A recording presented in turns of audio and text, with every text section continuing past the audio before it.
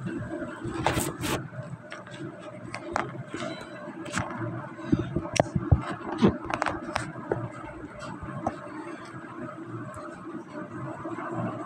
Adjust করে নেবেন, sir adjust করে নেন আর কি, যেমন এটা বুঝাইলে এভাবে স্যার এভাবে পরে স্যার নিচের এনে বুঝাইলে স্যার এভাবে অ্যাডজাস্ট করে নেওয়া ব্যাপার, তাহলে ভিডিও হইতো না মোবাইল স্ক্রিন ছিল।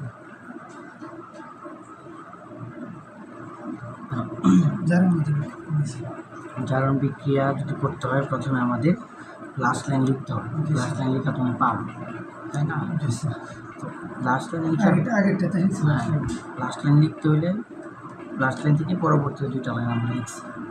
তো জারণ অর্ধ বিক্রিয়া লিখবো, যখন জারণ অর্ধ বিক্রিয়া লিখবো তখন আমরা শুধুমাত্র বিজারক নিয়ে কাজ করবো। কী নিয়ে কাজ করবো? বিজারক। লাস্ট লাইনে বিজারক কী আছে সেটা আমরা খুঁজে বের করবো। তো বিজারক আছে ফেরাস সালফেট। তো কী বাদ দিয়ে দিব? সালফেট দর্শকান বাদ, সালফেট বাদ দিয়েছি, বাদ দিয়ে দিলাম। বাদ দিয়ে দিলে 6 ফেরাস থাকে। তো সালফেট যে বাদ দিয়েছি, তো সালফেটের তো -2 ছিল, তাহলে -2 বাদ দিলে ফেরাসের মাথায় কী হয়ে যাবে? +2 হয়ে যাবে, +2। এখন জারণ বিক্রিয়াতে তো ইলেকট্রনের ছাড়ন হয়, তাহলে ইলেকট্রন ছাড়বে না, একটা ফেরাস একটা ইলেকট্রন ছাড়বে না, 6টা ফেরাস 6টা ইলেকট্রন। আর স্যার 2+ যে আছে কোথায়? স্যার এই যে স্যার 2+, এই যে 2+, তো দেখো Fe 2+, একটা ইলেকট্রন ছাড়লে কী হয়ে যাবে? Fe 3+। এই যে দেখো একটা ইলেকট্রন ছাড়ার পর Fe 3+ হচ্ছে। কিন্তু আমরা এভাবে জাজ করব না, আমরা যখন ডান পাশেটা লিখবো তখন ডান পাশে এই ফেরাসের সাথে কে আছে এটা লিখবো। স্যার এনো একটা ইলেকট্রন ছাড়ছে, A6 Fe 3+ লিখছে। হ্যাঁ হ্যাঁ, তো এনো যে স্যার উল্লেখ করেছেন 6টা ইলেকট্রন ছাড়ছে, একটা ফেরাস একটা ইলেকট্রন ছাড়বে, তাহলে সামনে কত? 6টা, এই জন্য 6টা ইলেকট্রন ছাড়বে। আর 3+টা বুঝছি, বুঝছো? জি স্যার। তারপর একটা স্যার বিজারণ অর্ধ বিক্রিয়া, জারণ অর্ধ বিক্রিয়া শেষ। জি স্যার। বিজারণ অর্ধ বিক্রিয়া কী ঘটাবে? জারক ঘটাবে। জারকটা খুঁজে বের করো। স্যার জারক হচ্ছে স্যার Cr2 ক্রোমিয়াম অক্সাইড, না পটাশিয়াম ডাইক্রোম, পটাশিয়াম ডাইক্রোম, পটাশিয়াম তো দর্শকায়ন। হ্যাঁ, পটাশিয়াম দর্শকায়ন বাদ দিলে মাথায় কী আছে? 2টা পটাশিয়াম বাদ দিয়েছে, মানে 2টা প্লাস বাদ দিয়েছে, তাহলে মাথায় একটা 2টা মাইনাস হইল। জি স্যার। জারণের জয়টা ইলেকট্রন ছাড়ছো, বিজারণের জয়টা ইলেকট্রন যোগ করবো।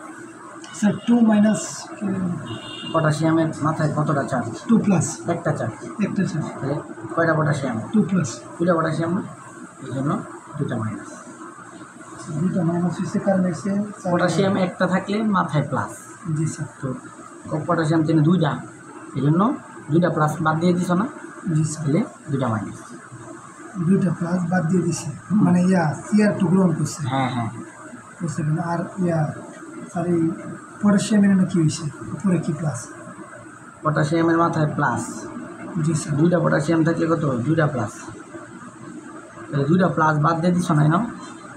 2টা প্লাস বাদ দিলে 2টা মাইনাস হবে মাথা, যেটা বাদ দিবা বিপরীতটা মাথার দিবে। সালফেটের 2- বাদ দিছ না, মাথার কী পয়সা? বিপরীতটা 2+, বুঝছো? আর স্যার যোগ করলে কী যোগ করলে? স্যার Cr2O7 যদি থাকতো এটার সাথে, তাহলে তো শূন্য ব্যালেন্স হয়ে যাবে না, কারণ এটার চার্জ না কত? -2। আর স্যার এটার ব্যাক চার্জটা এটার উপরে পড়ছে। হ্যাঁ স্যার, এটার ব্যাকটার চার্জটা কত? এখন এই সবটার চার্জ না Cr2O7 এর -2, আর পটাশিয়াম 2+, এই জন্য শূন্য সবটা। এই যোগটা না কই দেখছিলাম? ক্রোমেট, এটার নাম হচ্ছে ক্রোমেট। এর লাগে Cr2O7 হচ্ছে ক্রোমেট, যার মান -2। এটা সাথে দিচ্ছেন তো স্যার? আমার মনে হইতেছে যে বেস্ট লাগতেছে, কালকে বেস্টটা লাগবে, যে Cr2 আর O7 দুইটা যোগ মনে হইতেছে। ক্রোমেট যে যোগটা, এটা একটা মূলক, এটা একটা কি? জি স্যার, মূলক। ক্রোমেট যে একটা মূলক, এটা আমার খেয়াল নাই। সালফেট আমার বেস্ট লাগতেছে। সালফেটও একটা মূলক। জি স্যার। সালফেটও কি? সালফেট একটা মূলক। ক্লিয়ার? জি স্যার। আচ্ছা, এখন জারণ অর্ধ বিক্রিয়াতে জয়টা ইলেকট্রন ত্যাগ করছে, বিজারণে ততটা ইলেকট্রন গ্রহণ করা, ঠিক আছে? আবার এক্সট্রা কি যোগ হবে? যে মাধ্যমের হাইড্রোজেন সংখ্যা, এক্সট্রা কি যোগ হবে? মাধ্যমের হাইড্রোজেন। আর ডান পাশে কি যোগ হবে? এক্সট্রা পানি। তাহলে দেখো ক্রোমেট থেকে কি সৃষ্টি হয়েছে? ডান পাশে পটাশিয়াম সালফেট, দুইটাই কি দর্শক, এটা সবটাই বাদ। জি স্যার। আর কি সৃষ্টি হয়েছে? ক্রোমিয়াম সালফেট, এখানে ক্রোমিয়াম কি দর্শক আয়ন? না, আচ্ছা, শুধু সালফেট দর্শক আয়ন, সালফেট বাদ দিয়ে দিলাম। ক্রোমিয়ামের ডান পাশের যোজন হচ্ছে +3, আর যেহেতু সামনে 2 আছে তাহলে 2Cr+। জি স্যার। বুঝছো? শেষ। এবারে 1 আর 2 যোগ করে দিলে কাজ হবে। না বুঝলে এখনো বলো। সবটাই বুঝছি স্যার, যে এই যুগটা না কি বলছেন স্যার? আমি বলি, তুমি বাম পাশের কাজ শেষ করার পর দেখবে এই বাম পাশের যৌগ থেকে ডান পাশে কী সৃষ্টি হয়েছে। জি স্যার। বাম পাশের কাজ শেষ করার পর দেখবে এর থেকে ডান পাশে কী সৃষ্টি হয়েছে। তাহলে পটাশিয়াম ডাইক্রোমেট থেকে পটাশিয়াম সালফেট সৃষ্টি হয়েছে। জি স্যার। ক্রোমিয়াম সালফেট সৃষ্টি হয়েছে। তো পটাশিয়াম সালফেট কেন ব্যবহার করতে পারলাম না ডান পাশে? কারণ দুইটাই দর্শক হয়। ক্রোমিয়াম সালফেট তো দুইটাই দর্শক হয় না, সালফেট দর্শক হয়। সালফেট বাদ দিয়ে দিলাম। সালফেট বাদ দিলে কী থাকে? ক্রোমিয়াম 2 না, মানে 2টা ক্রোমিয়াম, তাহলে 2টা ক্রোমিয়াম লিখলাম। এখন এখানে যে পড়ছিলাম ক্রোমিয়ামের পরিবর্তিত রূপ কত? Cr3+। এটা কই বসে? উৎপাদে বসে। উৎপাদে, এই যে উৎপাদে বসেছে। এগুলো তো বিক্রিয়, এটা কি উৎপাদ। আর এনে স্যার এই যে 6Fe3+, এটা তো উৎপাদ। এটা হ্যাঁ উৎপাদ, হ্যাঁ। এবং এই যে দেখো পরিবর্তিত রূপ। ঠিক আছে। আমি বলি যদি ফেরাস বাম পাশে বসে তাহলে 2+, যদি ফেরাস ডান পাশে বলে 3+, ক্রোমিয়াম যদি বাম পাশে বসে 2+, ডান পাশে বসলে 3+। কোন থাকবে? এটা নর্মালি মনে রাখো। ক্লিয়ার?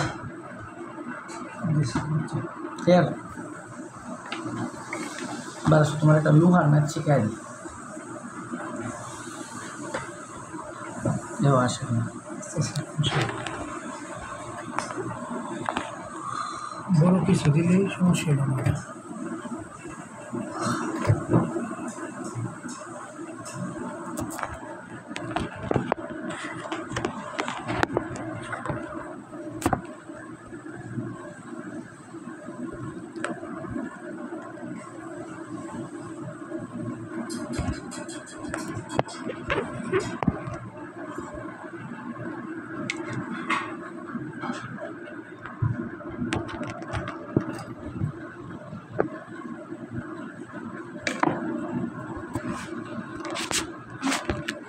সেকেন্ডারে কেটে যে লড়াইছে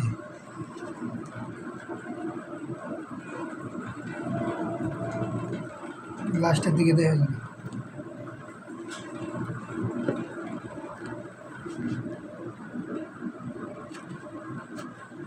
জি স্যার। লোহার ম্যাথ।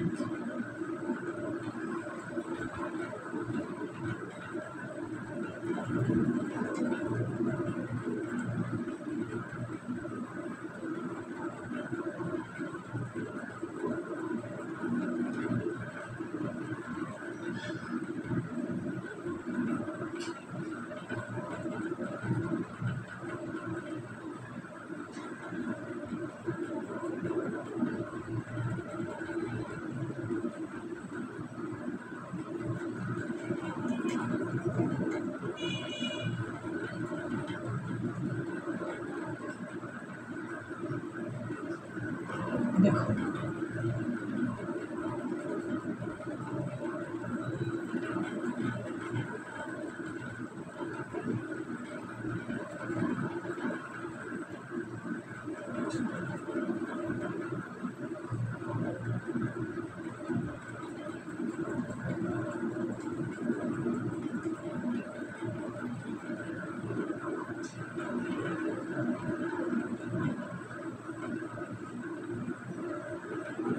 এই ধরনের প্রশ্ন আসতে পারে।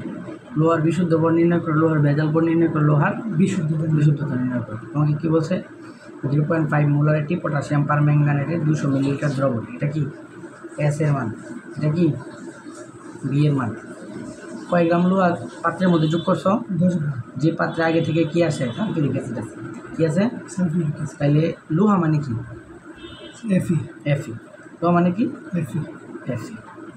তাহলে তুমি এই পাত্রে যখন Fe যোগ করবা সালফিউরিক অ্যাসিড কী পাবা? ফেরাস সালফেট আর হচ্ছে H2। স্যার 10 গ্রাম কি বলছে? 10 গ্রাম লোহা যোগ করছো, 10 গ্রাম লোহা যোগ করতে বলছে।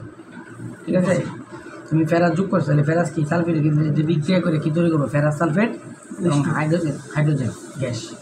আচ্ছা, তোমাকে বলছে লোহার বিশুদ্ধ বর বের করতে বলছে। দেখো তুমি কয়টা যৌগ পাইছো, পটাশিয়াম পারম্যাঙ্গানেট, ফেরাস সালফেট আর হচ্ছে সালফেরিক অ্যাসিড, তিনটা বিক্রিয়া করাইবা, কী করাইবা? বিক্রিয়া। তাহলে potassium permanganate plus H2SO4 plus H2SO4 আবার যোগ করা আছে, লোহা মিশিয়ে বলছে মিশাইলে ওটা যোগ করতে হবে মাধ্যম হিসেবে, যে আমরা জারণ বিজারণ বিক্রিয়াতে যে মাধ্যম যোগ করি এই কারণে যোগ করলাম। লাস্ট লাইন করতেছি আর কি, লাস্ট লাইন করবা। দেখো জারকের তুলো সংখ্যা বিজারকের আগে তুলো সংখ্যা কত? 5, ফেরাস সালফেটের 1 বসাইলাম। তারপর জারক এবং বিজারকের ধাতব অংশ মাধ্যমের অধাতব অংশের সাথে কী করি? যোগ করি MnSO4। এরপর Fe2SO4 3, পানি কয় মোল? 4 মোল। এরপর সমতা করে দাও, 1/2 5/2 হয়ে গেছে। তারপর সমতা হইলো। এই লাইনটা হচ্ছে ফর্মালিটি, লাইনটা কি? মানে এটা দিলে স্যার খুশি হবো তোমার উপর, বুঝছো? ম্যাথের এটা এই লাইন ছাড়াও ম্যাথ করা যাবে, কিন্তু স্যার কী হবে? দিলে খুশি হবে। এরপর দেখো তুমি লিখবা N পটাশিয়াম পারম্যাঙ্গানেট ইন্টু তুল্য সংখ্যা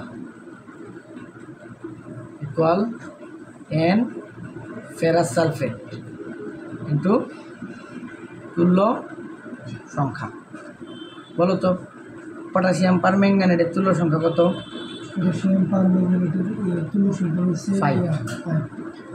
বলো তো ফেরাস সালফেটের তুল্য সংখ্যা কত? 1 লিখছ। তুমি কী বাই করবে? একটা কথা মনে রাখবা,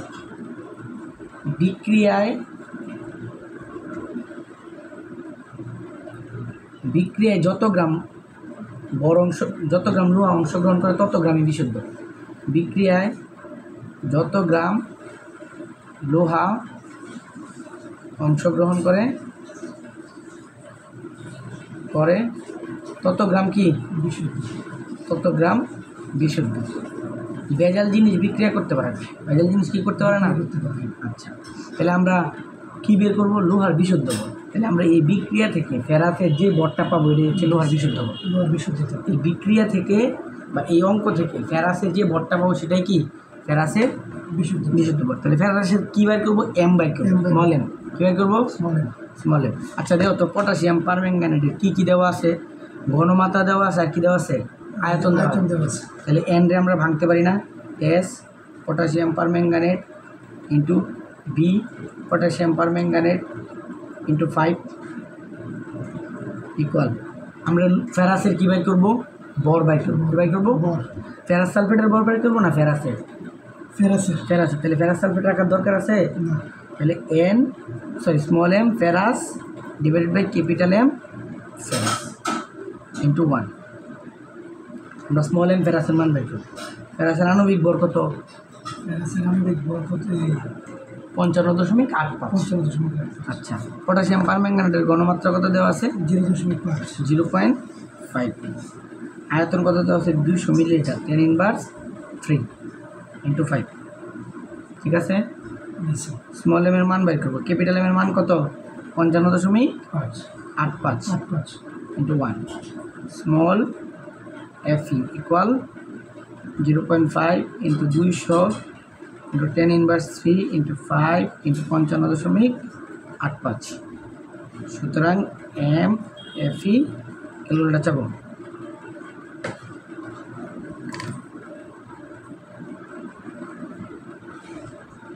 এটা কি স্যার? এটা কি বের হইতেছে আগে স্যার? এটা ফেরাসের বর বের করতেছে। ফেরাসের বর বের করলে কি? ফেরাসই তো লোহার বর। মানে কি হইব বের করব? মানে স্যার আগে আমি বলি স্যার, এটা প্রথমে বের করছি। কি বের করছি? এই যে এই নিচের কাজটা বের করছি। হ্যাঁ, পরে স্যার এটা স্যার আমরা কীভাবে জানি না যে স্যার এইভাবে শিখেছিলাম অর্ধবিক্রিয়া করে। এটা কেন? এটা তো লোহা, এটা তো জারণ বিজারণ বিক্রিয়া বের করতে বলবে তোমাকে। আর হচ্ছে তোমার লোহার বিশুদ্ধ বর বের করতে বলছে। লোহার বিশুদ্ধ বর, এটা তো আর জারণ বিজারণ বলে নাই। আর এটা বলছি বের ওই তিনটা স্যার 3 রকম মেথ। হ্যাঁ হ্যাঁ, একই উদ্দীপক দিয়ে 3টা ম্যাথ দিতে পারে তোমাকে, কিন্তু সিস্টেম একই। এটা অন্য টাইপ। হ্যাঁ বলো, ফেরাসের বর কত বার করো?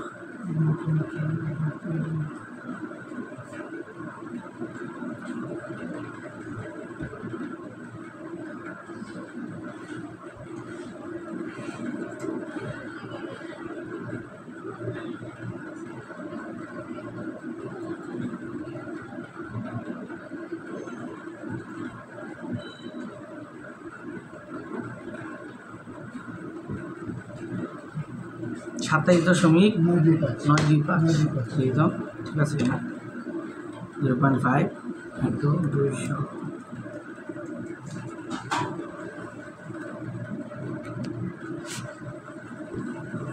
ধর্মিয়া কি বাইর করবো কি তো আছে মনে ও ক্যালকুলেটর মনে টাইপ করে দিয়েছি 5.585 এটা টিপলে মাঝে মাঝে ও করে 5.585 আচ্ছা বলো তো কত গ্রাম তুমি ফেরাত যোগ করছিলা 10 গ্রাম বিক্রিয়া করছে কত গ্রাম 5.58 যত গ্রাম বিক্রিয়া করবে তত গ্রামই বিশুদ্ধ বিশুদ্ধ লোহার ভর বিশুদ্ধ লোহার ভর 5.58 লোহার ভর 5.585 গ্রাম এই জিনিসটা আমি স্যার লাগতেছে যে এই এটা প্রথমে দিলাম এটা এমইসি এটা তুল্য সংখ্যা না না এন তো মূল সংখ্যা কিন্তু তুল্য সংখ্যা পরে স্যার আবার ফেরাস সালফেটের মূল সংখ্যা কিন্তু তুল্য সংখ্যা পরে এনরে বাংসি এসবি দেয় স্যার এসবি এন সমান এস বাই বি তাহলে এস আর বি গুণ কীভাবে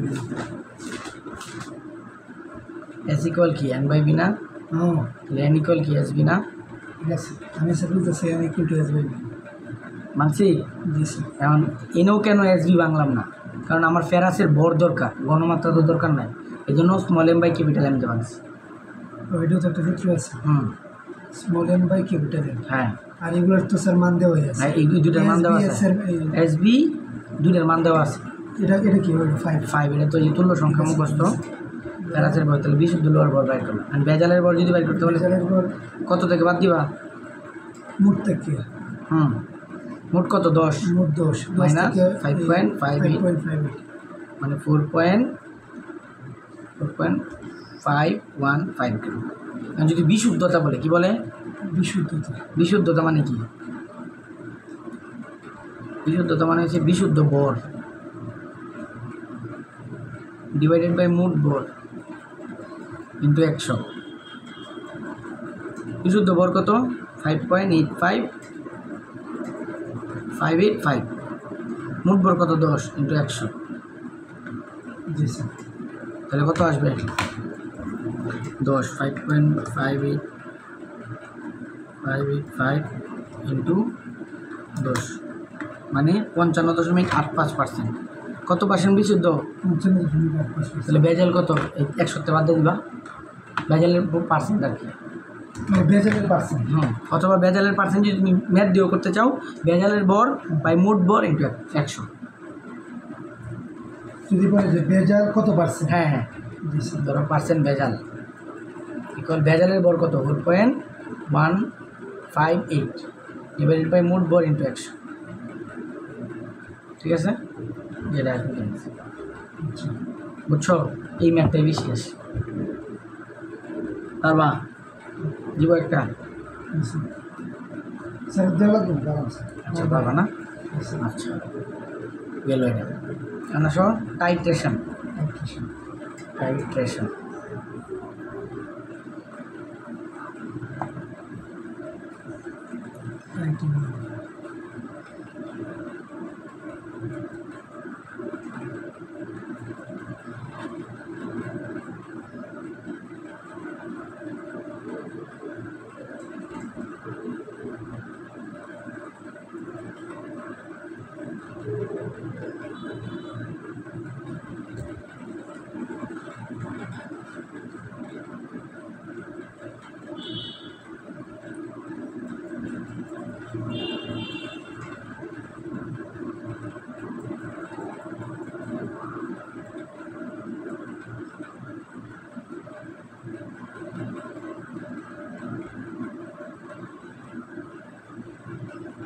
দেখো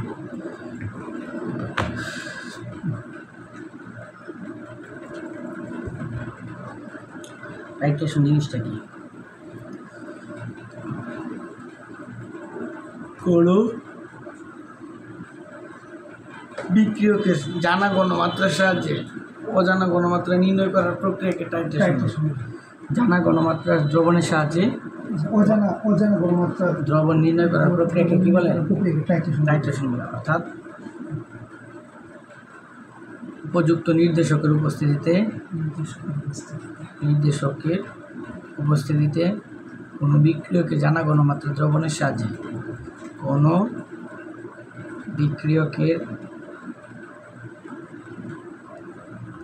জানা ঘনমাত্রার দ্রবণের সাহায্যে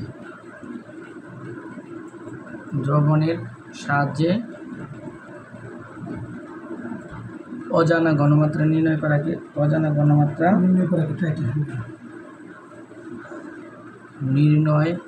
করাকে টাইট্রেশন বলে। ঠিক আছে, সংজ্ঞাটা এবার সুন্দর করে লিখে নিব। এখন হচ্ছে উপযুক্ত নির্দেশক কি? নির্দেশক মানে হচ্ছে দুর্বল জৈব অ্যাসিড বা দুর্বল জৈব ক্ষারক, দুর্বল জৈব অ্যাসিড বা ক্ষারক, দুর্বল জৈব ক্ষারক। ঠিক আছে। আচ্ছা, এই যে জানা ঘনমাত্রার দ্রবণ, এই জানা ঘনমাত্রার দ্রবণকে বলে ট্রাইটেন্ট। কি বলে? টাইট্রেন্ট। জানা ঘনমাত্রার দ্রবণকে ট্রাইটেন্ট বলে। জানা ঘনমাত্রার দ্রবণকে বলে ট্রাইটেন্ট। আর এই যে অজানা ঘনমাত্রার দ্রবণকে বলে ট্রাইটেন্ট।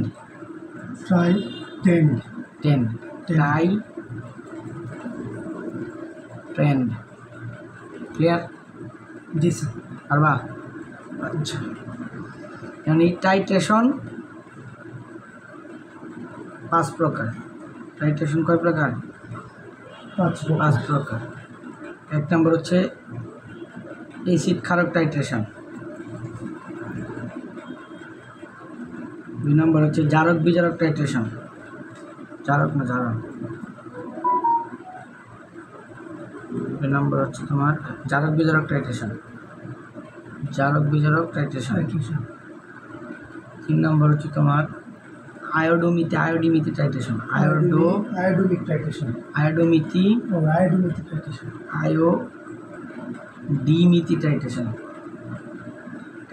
4 নম্বর হচ্ছে জটিল মাত্রিক টাইট্রেশন। 5 নম্বর হচ্ছে অদক্ষেপণ টাইট্রেশন।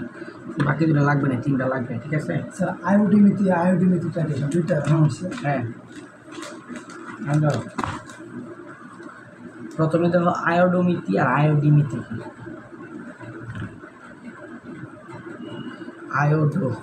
আয়োডোমিতি, ডো মানে কি? বের করা।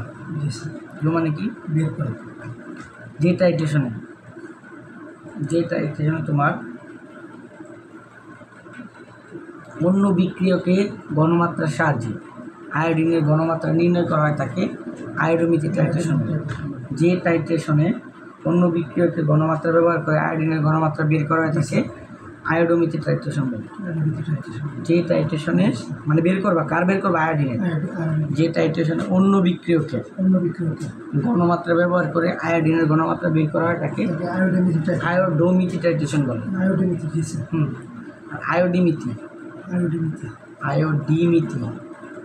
স্যার। আয়োডোমিতি আবার ডিমিতি। হ্যাঁ, ডি মানে দেওয়া আছে। ডি মানে কি? দেওয়া আছে। কি দেওয়া আছে? আয়োডিনের ঘনমাত্রা দেওয়া আছে, আর এটার মধ্যে আয়োডিনের ঘনমাত্রা বের করা লাগবে। তার মানে যে টাইট্রেশনে আয়োডিনের ঘনমাত্রার সাহায্যে অন্য বিক্রিয়কের অজানা ঘনমাত্রা বের করা হয় তাকে আয়োডিমিতি টাইট্রেশন। ক্লিয়ার? আরবা যে বিক্রিয়ায় আয়োডিন। ডো মানে বের করা, কার বের করবো? আয়োডিনের। তাহলে কার সাহায্যে বের করবো? অন্য বিক্রিয়কের ঘনমাত্রার সাহায্যে। আর ডি মানে দেওয়া আছে, কার দেওয়া আছে? আয়োডিনের ঘনমাত্রা দেওয়া আছে। তার মানে যে টাইট্রেশন আয়োডিনের ঘনমাত্রার সাহায্যে অন্য বিক্রিয়কের ঘনমাত্রা বের করা হয় তাকে আয়োডিন দেওয়া আছে। আমি লিখে টাইম নষ্ট করতে চাচ্ছি না। আচ্ছা,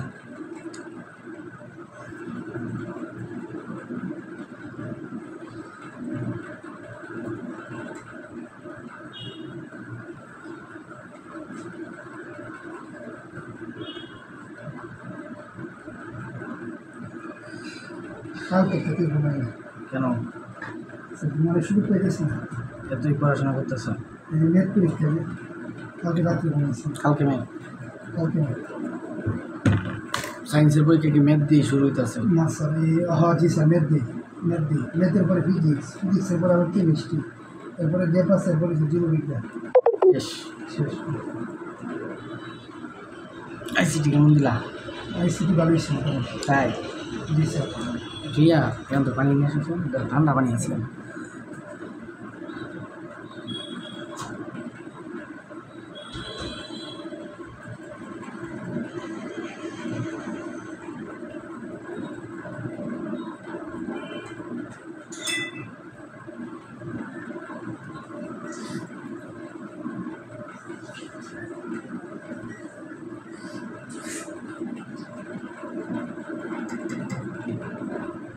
ঠান্ডা পানি ঠান্ডা পানি খাবে, ঠান্ডা পানি রাখা লাগবে।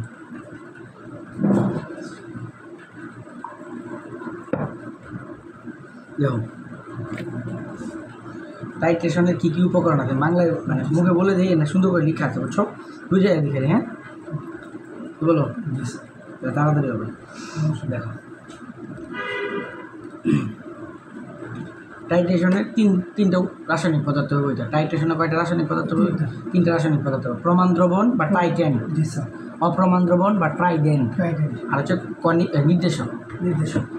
টাইট্রেশনে কয়টা রাসায়নিক পদার্থ হবে? তিনটা, প্রমাণ দ্রবণ বা ট্রাইডেন, হ্যাঁ ট্রাইটেন, আর অপ্রমাণ দ্রবণ বা এই অপ্রমাণ দ্রবণ বা ট্রাইটেন, আর নির্দেশক কি? দুর্বল জৈব অ্যাসিড বা দুর্বল জৈব ক্ষারক। ক্লিয়ার? আচ্ছা, আর তিন ধরনের কাচের পদার্থ ব্যবহৃত হয়। তিন ধরনের কী ব্যবহৃত হয়? কাচের পদার্থ, বুলেট, কনিক্যাল ফ্লাস্ক আর হচ্ছে পিপেট। বুলেট, কনিক্যাল ফ্লাস্ক আর পিপেটস। বুলেট, কনিক্যাল ফ্লাস্ক আর হচ্ছে পিপেট। ঠিক আছে? জি স্যার। আচ্ছা এখন দেখো, মোটে আছে। হ্যাঁ মোটে আছে, বাংলা কথা তো আমি নিয়েছি, টাইম আসছে। চিত্রটা একটা প্রশ্ন আসবে, নির্দেশক কেন তার বর্ণ পরিবর্তন করে? নির্দেশক কেন তার বর্ণ পরিবর্তন করে? ঠিক আছে? আচ্ছা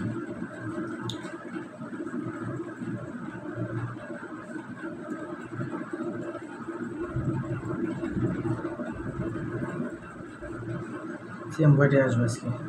সিএমসি 5টায় সম্ভবত আসতে হবে। 5টায় আসবে? জি স্যার। কিছু বলে নাই তোমাকে? স্যার 5টায় আসে স্যার। আজকে তো খেলা আছে, কেন এই 5টায়? স্যার আজকে তো আসার কথা। জানাই নাই?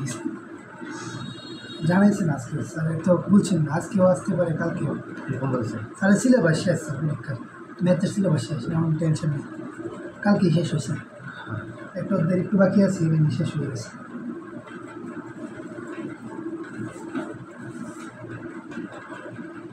চাবি ঠিকই, চাবি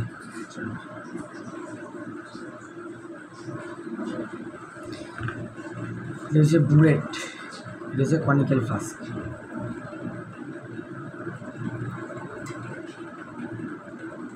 কনিক্যাল ফ্লাস্ক এটা কি? বুলেট। বুলেটে আগে থেকে কি আছে? অ্যাসিড আছে। কি আছে? আর কনিক্যাল ফ্লাস্ক কি? বুলেটে আগে থেকে কি আছে? ক্ষার আছে। আর কনিক্যাল ফ্লাস্কে আগে থেকে অ্যাসিড আছে। দণ্ডটার নাম কি? বুলেট। হ্যাঁ এটা বুলেট, হচ্ছে কনিক্যাল ফ্লাস্ক। বুলেটে আগে থেকে কি আছে? ক্ষার। কনিক্যাল ফ্লাস্কে অ্যাসিড। কি অ্যাসিড? সবল অ্যাসিড আছে। কি আছে? সবল অ্যাসিড। সবল ক্ষার, এটা সবল অ্যাসিড। ঠিক আছে? আচ্ছা এখন তুমি এই কনিক্যাল ফ্লাস্কে 2-1 ফোঁটা নির্দেশক যোগ করলা। কি যোগ করলা?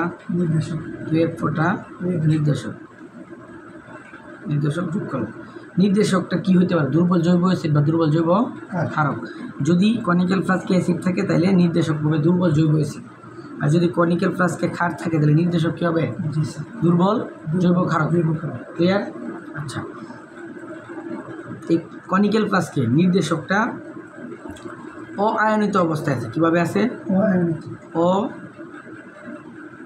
অআয়নিত অবস্থায় আছে। নির্দেশক অআয়নিত অবস্থায় এক ধরনের বর্ণ প্রদর্শন করে এবং আয়নিত অবস্থায় আরেক ধরনের বর্ণ প্রদর্শন করে। নির্দেশক অআয়নিত অবস্থায় এক ধরনের বর্ণ প্রদর্শন করে আর আয়নিত অবস্থায় আরেক ধরনের বর্ণ। ক্লিয়ার? ঠিক আছে, তার মানে এই জিনিসটা বুঝছো, বুলেটে আছে ক্ষার, কনিক্যাল ফ্লাস্কে আছে সবল অ্যাসিড, আর তুমি কনিক্যাল ফ্লাস্কে 2-1 ফোঁটা নির্দেশক যোগ করছো। নির্দেশক অআয়নিত অবস্থায় আছে এবং এটা এক ধরনের বর্ণ প্রদর্শন করতেছে।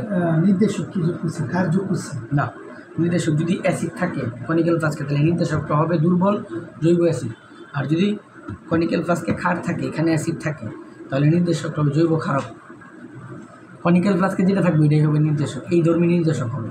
কনিক্যাল ফ্লাস্কে স্যার যেটাই হবে এটাই নির্দেশক। হ্যাঁ, কনিক্যাল তাহলে স্যার একটা লিখছেন আরেকটা যদি এখানে অ্যাসিড দেয়, জি স্যার, তাহলে এখানে কনিক্যাল ফ্লাস্কে কী থাকবে? ক্ষার। ক্ষার। তাহলে নির্দেশকও কী হবে? দুর্বল জৈব ক্ষার। জি স্যার, ক্লিয়ার? এখন দেখো, আর এটা স্যার কি লিখছেন স্যার? নির্দেশক অআয়নিত অবস্থায় আছে, মানে ভাঙ্গে নাই। জি স্যার, নির্দেশক কোনো ভাঙ্গে নাই। কনিক্যাল ফ্লাস্কে কি নির্দেশক? ভাঙে না। তুমি এখন চাবিটা অন করো। ও চাবিটা কী করছো? স্যার অন করছো। অন করার সাথে সাথে বুলেট থেকে কি আসবে? ক্ষার কনিক্যাল ফ্লাস্কে আসবে না? আসা মাত্রই দেখো, কনিক্যাল ফ্লাস্কে কিন্তু দুই ধরনের অ্যাসিড আছে, দুর্বল অ্যাসিড আর সবল অ্যাসিড। এই আচ্ছা, সবল মানুষ কি দুর্বল মানুষকে সুযোগ দেয়? আচ্ছা, তাহলে এই সবল অ্যাসিড দুর্বল অ্যাসিডকে এই ক্ষারের সাথে বিক্রিয়া করার সুযোগ দিবে না। জি স্যার, তাহলে সুযোগ না দিলে কে বিক্রিয়া করবে? সবল অ্যাসিড। চাবি অন করার সাথে সাথে কনিক্যাল ফ্লাস্কে যে ক্ষার আসে, ক্ষারের সাথে কনিক্যাল ফ্লাস্কে থাকা সবল অ্যাসিড বিক্রিয়া করে লবণ এবং পানি তৈরি করবে। কতক্ষণ? যতক্ষণ না পর্যন্ত এই কনিক্যাল ফ্লাস্কে সবল অ্যাসিডের পরিমাণ শেষ হয়। যখনই কনিক্যাল ফ্লাস্কে সবল অ্যাসিডের পরিমাণ শেষ হয়ে যাবে, তখন তো ক্ষার আসতে থাকবে। তখন এই ক্ষারটা তো সবল অ্যাসিড তো নাই, তাহলে কে বিক্রিয়া করে ফেলবে? স্যার দুর্বল দুর্বল জৈব অ্যাসিড এই ক্ষারটার সাথে বিক্রিয়া করে ফেলবে।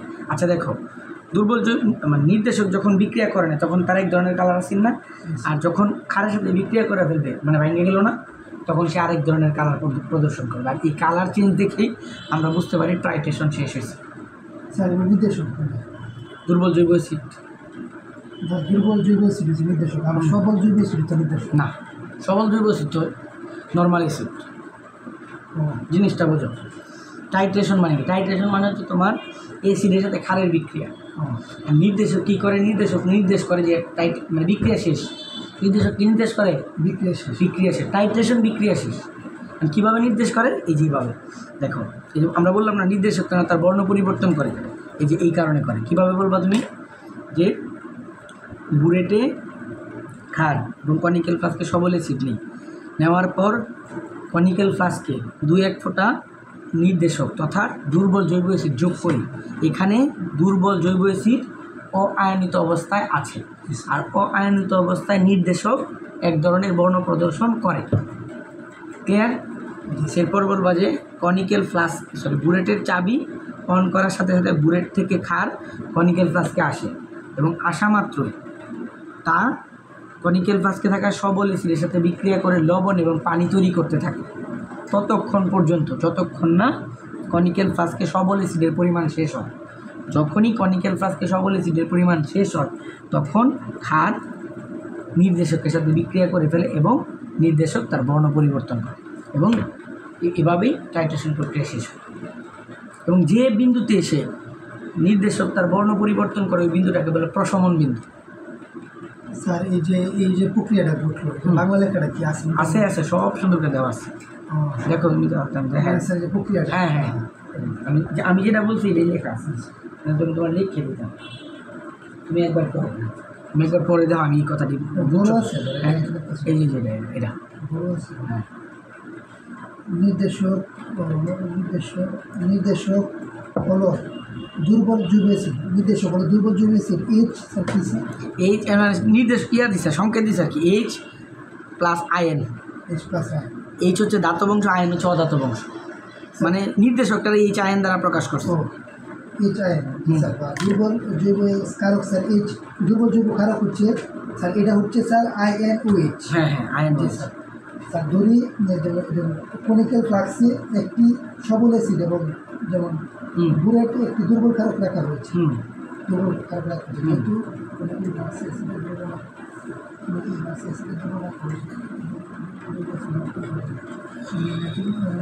জি স্যার দুর্বল আর নির্দেশক অবস্থায়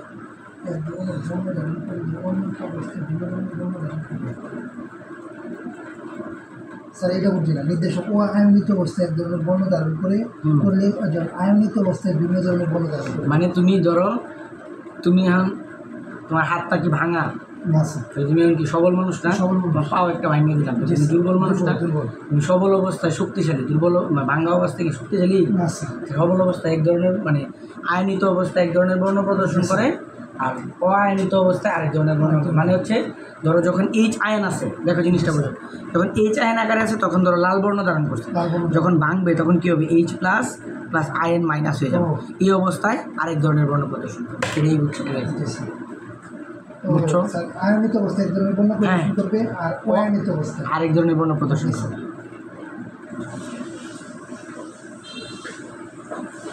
স্যার এর মধ্যে সবল দুর্বলের কথা কি স্যার অয়ানিত আর আয়নিত বলতে দেখি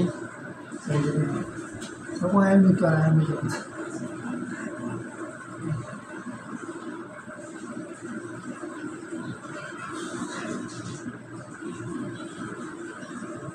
এই যে কিন্তু পাত্রে থাকা সবল এসি নির্দেশককে যেই লাইনে নির্দেশক নির্দেশক অয়ানিত অবস্থায় এক ধরনের বর্ণ প্রদর্শন করে। হ্যাঁ এটাই তো হয়, এটাই তো আমি বলছি, ও আমি তোমার আরেকবার জিনিসটা এনতে বলে দিলাম। সব সোজা কথা, খার এই বুলেটের মধ্যে থাকবে খার, কনিক্যাল ফ্লাস্কে থাকবে সবল এসি। কনিক্যাল ফ্লাস্কে আমরা 2-1 ফোঁটা নির্দেশক যোগ করি যা দুর্বল জৈব এসিড এবং অআয়নিত অবস্থায় আছে। জি স্যার পরে বলবা যে কনিক্যাল বুলেটের চাবি অন করার সাথে সাথে বুলেট থেকে খার কনিক্যাল ফ্লাস্কে পতিত হতে থাকে এবং কনিক্যাল ফ্লাস্কে থাকা সবল এসিড এর সাথে খার বিক্রিয়া করে লবণ এবং পানি তৈরি করে। জি স্যার এই বিক্রিয়া ততক্ষণ চলবে যতক্ষণ না কনিক্যাল ফ্লাস্কে সবল এসিডের পরিমাণ শেষ হবে। যখনই কনিক্যাল ফ্লাস্কে সবল এসিডের পরিমাণ শেষ হবে তখনই দুর্বল জৈব অ্যাসিড ক্ষারের সাথে বিক্রিয়া করে ফেলবে এবং আয়নিত হয়ে যাবে, আয়নিত হয়ে ভিন্ন ধরনের বর্ণ প্রদর্শন করে।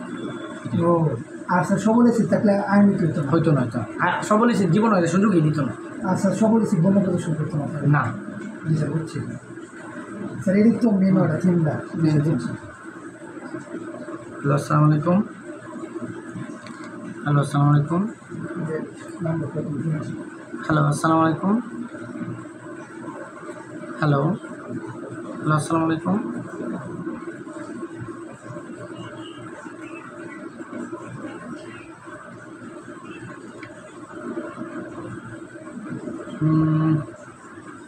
নাম্বার তো আমি চিনতেছি না, হ্যাঁ কে, আমি নাম্বারটা চিনতে পারতেছি না অ্যাকচুয়ালি।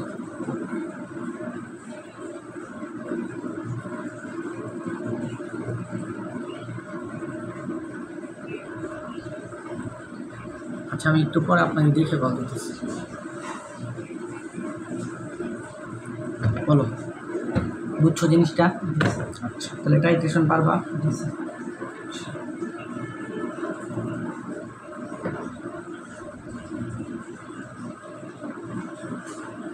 আচ্ছা আরেকটা জিনিস জি স্যার বাংলা এমসি করতে আসবে, হ্যাঁ জি স্যার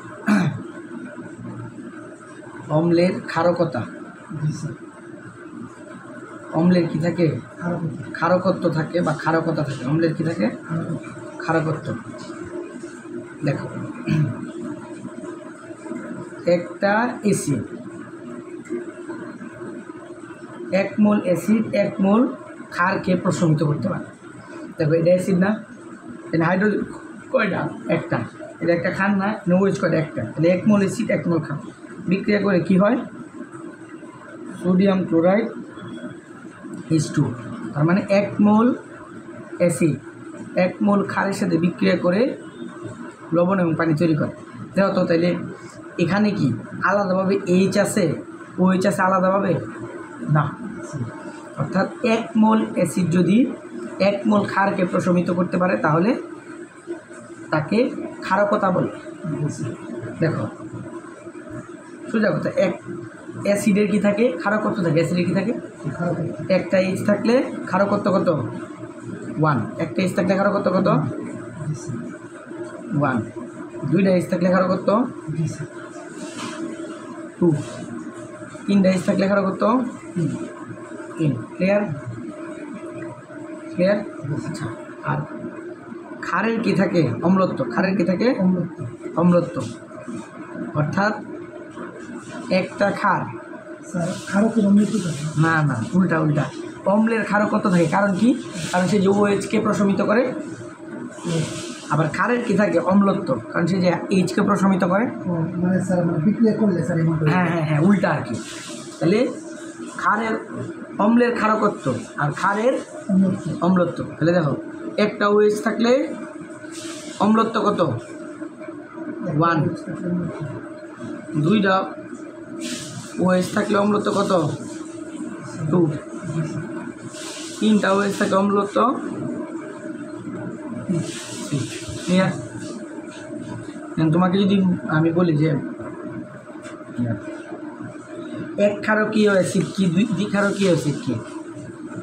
স্যার এক ক্ষারকীয় অ্যাসিড হচ্ছে স্যার যে ক্ষারকের অম্লত্ব 1। হ্যাঁ, এটা বলতে পারো। অথবা এক ক্ষারকীয় অ্যাসিড, লাস্টে কি আসছে? অ্যাসিড। অ্যাসিডের কি থাকে? হাইড্রোজেন। হ্যাঁ, হাইড্রোজেন। অ্যাসিডের মধ্যে কি থাকে? H থাকে না? বলবা যে সকল অ্যাসিড 1 মোল হাইড্রোজেন আয়ন ত্যাগ করে তাকে এক ক্ষারকীয় অ্যাসিড বলে। আবার এক অম্লীয় ক্ষার, লাস্টে যেটা এটা হচ্ছে মেইন।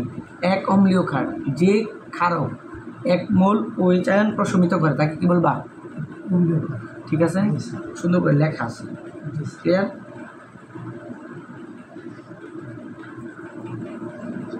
আচ্ছা, pH স্কেল।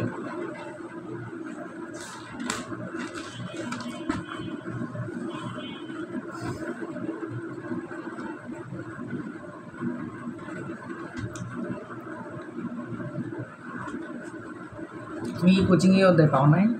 স্যার না, ও এই কারণে তো একবার আমি নতুন শুরু করছিল। আমিও তো কি তো একবারই পারতেছে না কেন?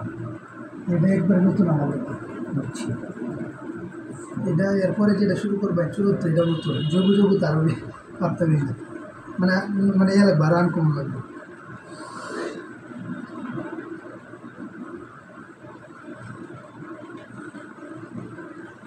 দেখো pH এর মান যদি 0 থেকে 3 হয় তাহলে সবল অ্যাসিড। pH এর মান যদি 3 থেকে 7 এর কম হয় তাহলে দুর্বল অ্যাসিড।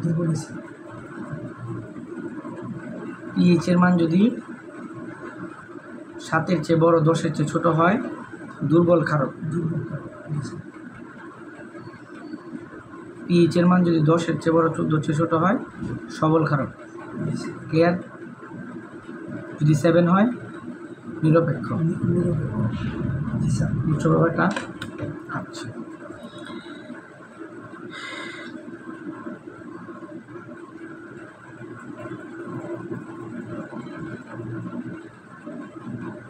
আচ্ছা আমরা কি বলছিলাম? অম্ল ক্ষারক টাইট্রেশন না, মানে টাইট্রেশনের একটা প্রকার ছিল না, অম্ল ক্ষারক টাইট্রেশন। প্রকার করেছেন 5টা বলছি না? জি স্যার। এর মধ্যে যদি অম্ল ক্ষারকটা পড়লেই হয়। অম্ল ক্ষারক স্যার এর মধ্যে আয়োডোমিথি তো বইলেই ফেললাম। জি স্যার। স্যার আয়োডোমিথি স্যার বুঝে ফেলছেন? বললাম না আয়োডোমিথি। এই দুইটা স্যার ছোটো ছোটো সংজ্ঞায় আসবে শুধু, আর কিছু আসবে না। আর এটা থেকে ডিটেলস আসবে। এই যে পুরো ইয়েটা যে দিয়েছে প্রক্রিয়াটা, এটা খ নাম্বারে নির্দেশক কেন তার বর্ণ পরিবর্তন করে। স্যার ক নাম্বার কোন কোশ্চেন? খ কি বলবে? নির্দেশক কেন তার বর্ণ পরিবর্তন করে ব্যাখ্যা করো। আর এটা স্যার pH স্কেলটা কি লাগবে? pH স্কেল এই যে আমরা এখন যে অম্ল ক্ষার টাইট্রেশন করবো এখানে লাগবে। ক্লিয়ার?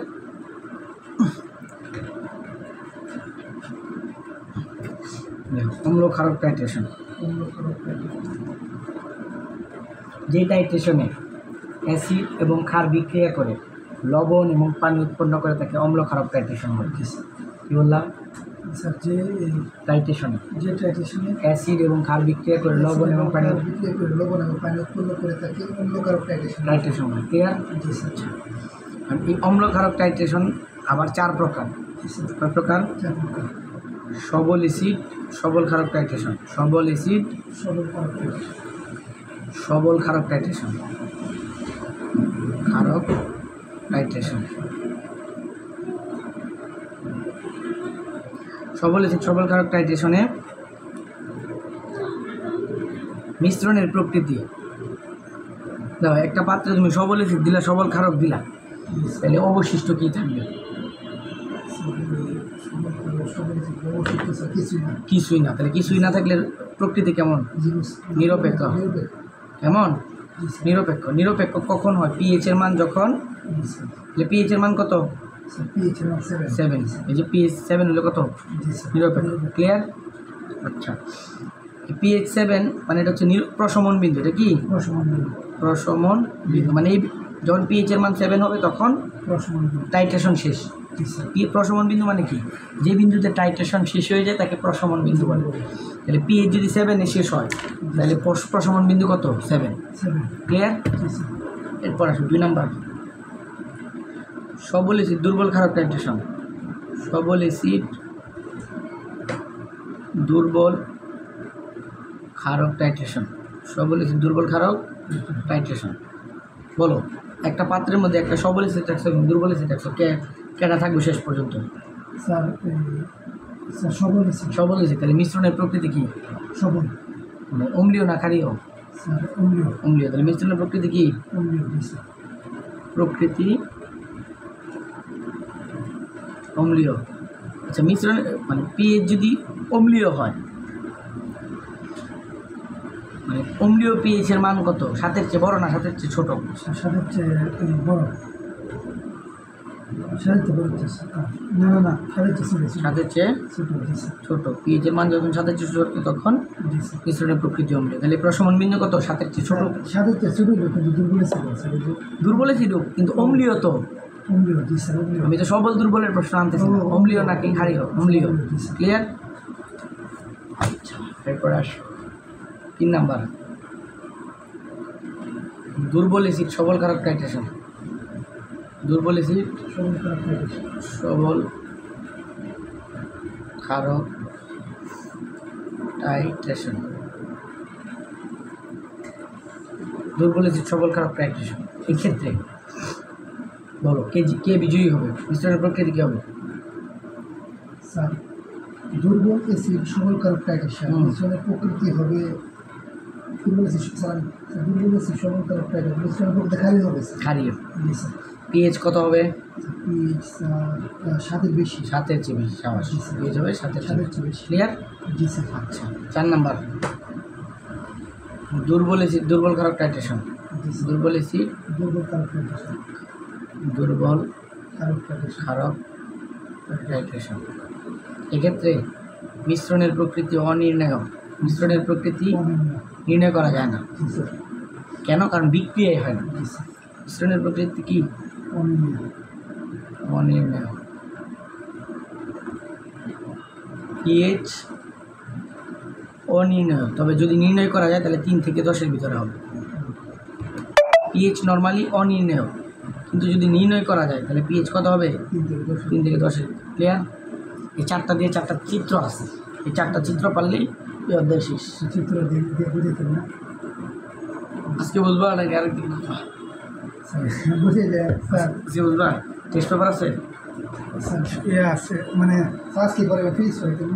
ধরো তোমার ইচ্ছা, তুমি যেটা করবে এটাই। না দেখ আরেকদিন বুঝবা। কেমিস্ট্রি পরীক্ষা ফিজিক্সের পড়ে না? জি স্যার, সমস্যা না স্যার। তাহলে কালকে স্যার তাহলে ফিজিক্স বের করো। বই করেছি ব্যাগের নিচে সরাই দাও।